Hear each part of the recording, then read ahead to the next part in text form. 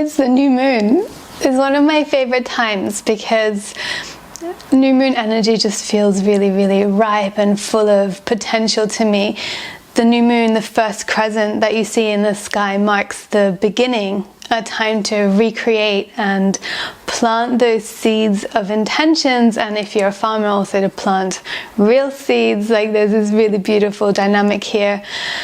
And then find ways to water those seeds through embodied actions. So figuring out what we really want and then meeting the universe halfway by actually moving towards and leaning in towards those things. So let's open our journal on a new page, and I want you to title it with new moon or new moon intentions at the very, very top.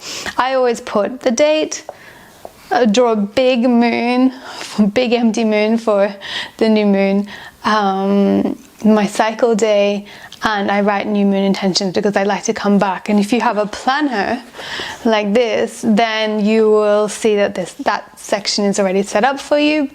You just have to go in there and fill it out. I was just thinking to myself whether I was going to write with you today or not. Yeah, why not? There's always room for setting intentions. All right. First of all, we begin with writing something that I like to call the list. So the list in capitals. It's a list of the things that you deeply crave and really, really want. The things that you want to call into your life, to have or to do or to be. Let's dive straight in. I'm going to give you some questions to guide you. So we're going to just write for about 10 minutes. But the questions, I'm going to start that now. The questions are, how do you want to feel? What would you love to experience? What do you need that you can give yourself? What are your most secret desires and loftiest dreams? So I just like to literally write a list, and what I do is I draw a little circle next to each item so that as it manifests and as it becomes true, I can tick it off. It's really helpful to salt and pepper your list with big things and little things. So let's say that you're looking for a new flat, that would be a big thing, and then you would like a stranger to buy you a coffee or something like that. That would be a little thing, at least in my books. That's how I would view them. So if you salt and pepper the list, the big manifestation list, the big new moon intention list with big things and little things, the little things will create momentum for the bigger things to come true because they're more easy to fulfill, so to speak. It's also how we think about things. I think about this quite a lot. Like, why does one thing feel like a really big manifestation or like harder to achieve or to call in than another? I guess it's based on what we believe to be true for ourselves. Like, I have had a lot of people buy me coffees, including strangers, and that's become really commonplace for me. Or like, not just coffee, like chai and hot chocolates and things like that. So I feel like for me that's almost a norm, right? Whereas finding a flat, I've traveled for most of my adult life, and finding a flat to rent, to use that example, I'm not looking this very second, but I probably will be again soon, feels like a big manifestation because it's not something that I'm super comfortable with or that I do very often because I spend most of my time traveling, so I haven't had to rent. So yeah, allow those little things and big things to be interspersed to create that manifestation momentum and allow things to activate for you a little bit more easily. All right, we have 7 minutes left. I'm going to just let you write your list. I'm going to write one too.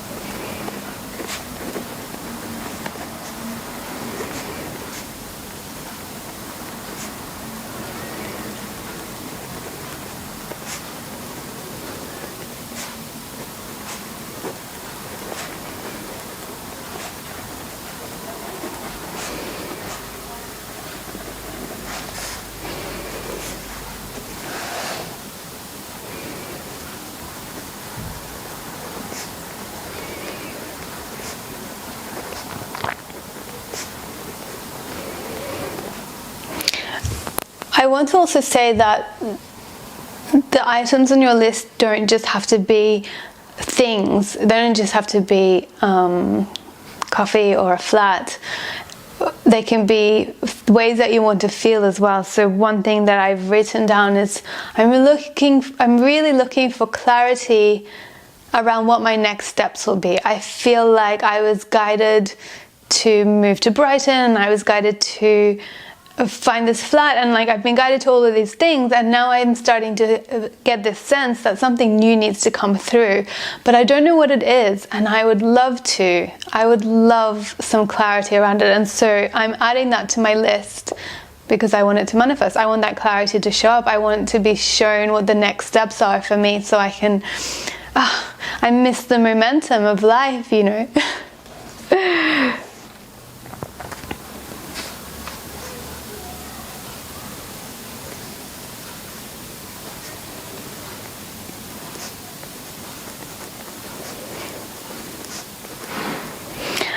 I would say the one thing that you shouldn't put on your list is for people to do or be a certain way for you. That's manipulation. And it's not up to you to control how other people show up.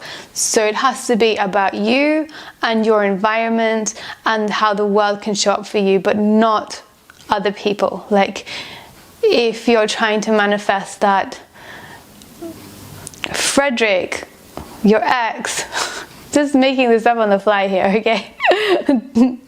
Work with me here. So Frederick, your ex, who you broke up with 2 years ago, you want him to call you up and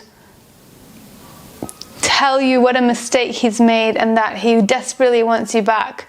And I mean, it could happen, but actually you want to go a little bit deeper. So what you want is to feel loved, is to feel wholeheartedly desired, claimed, and loved. And then I would say, instead of like by Frederick, you would say by the perfect person for me right now and right here. And so you can kind of leave it open, like, this is the experience I want to have, but don't try and make it or force it to happen from a particular place. Does that make sense? I hope it does. I hope you get what I mean here. We've got 4 minutes. Keep writing that list. It's very important. We're going to use it again in 2 weeks' time when we do our full moon reflection list. Journaling practice. There might be a list as well. We'll see.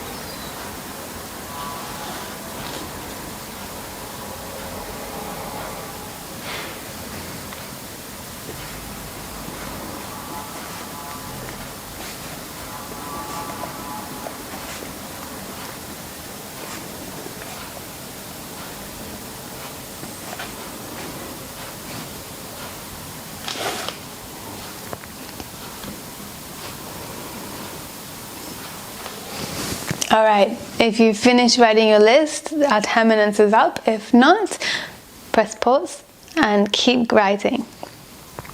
Now, the idea of having a list like this is just to intentionally share with the world what it is that you're wanting to create and have and do and be.